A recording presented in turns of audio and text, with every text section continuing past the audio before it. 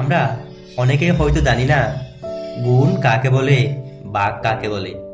আজ আমরা শিখব গুণ কাকে বলে। একই সংখ্যাকে বারবার যোগ করাকে গুণ বলে।